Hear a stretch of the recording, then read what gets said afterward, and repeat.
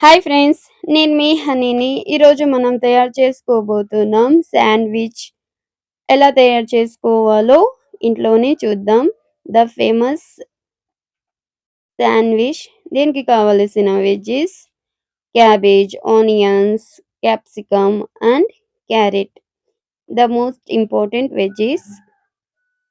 ఇప్పుడు స్టవ్ మీద పాన్ పెట్టుకొని 2 టేబుల్ స్పూన్ జీలకర్ర కొద్దిగా వేసుకొని బాగా వేయించుకోవాలి. ఇప్పుడు సన్నగా కట్ చేసుకున్నటటువంటి ఆనియన్స్ వేసుకోవాలి. పచ్చివాసన పోయేంత వరకు వేయించుకుంటే సరిపోతాది. ఇప్పుడు సన్నగా కట్ చేసుకున్నటటువంటి క్యాప్సికమ్, తురుముకున్నటటువంటి క్యారెట్, సన్నగా కట్ చేసుకున్నటటువంటి టమోటో, సన్నగా కట్ చేసుకున్నటటువంటి గ్రీన్ చిల్లీస్ వేసి బాగా వేయించుకోవాలి. ఇప్పుడు సన్నగా కట్ చేసుకున్నటటువంటి కొత్తిమీర కూడా వేసి బాగా వేయించుకోవాలి. రిబ్బన్స్ లాగా కట్ చేసుకున్నటటువంటి క్యాబేజ్ ఇప్పుడు ఇందులోకి యాడ్ చేసుకొని బాగా కలుపుకోవాలి.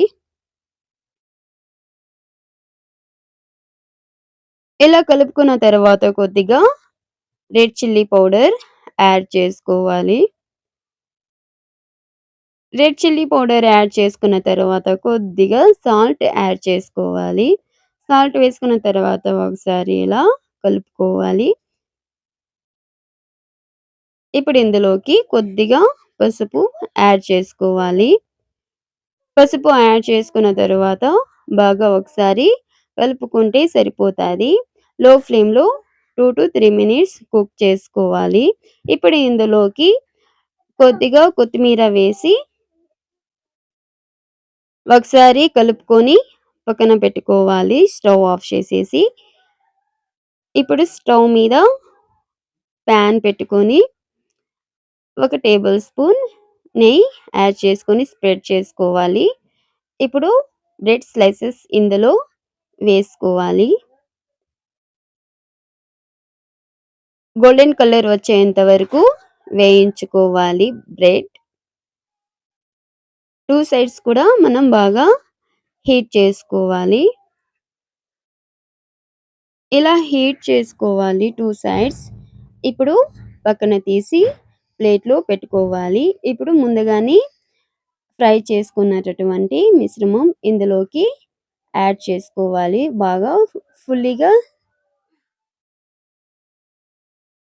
ఈ విధంగా స్ప్రెడ్ చేసుకోవాలి.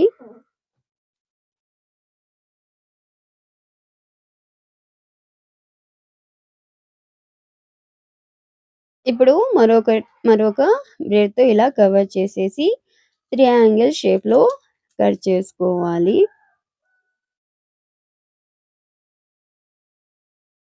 ఈ ట్రయాంగిల్ షేప్‌లో ఈ విధంగా మనం కట్ చేసుకోవాలి. The famous sandwich. ఈ విధంగా ఇంట్లోనే మనం ఈజీగా శాండ్‌విచ్ చేసుకోవచ్చు. Please do subscribe, like, share, comment. Please support to me. Bye. మరొక వీడియోలో మళ్ళీ కలుద్దాం. బాయ్.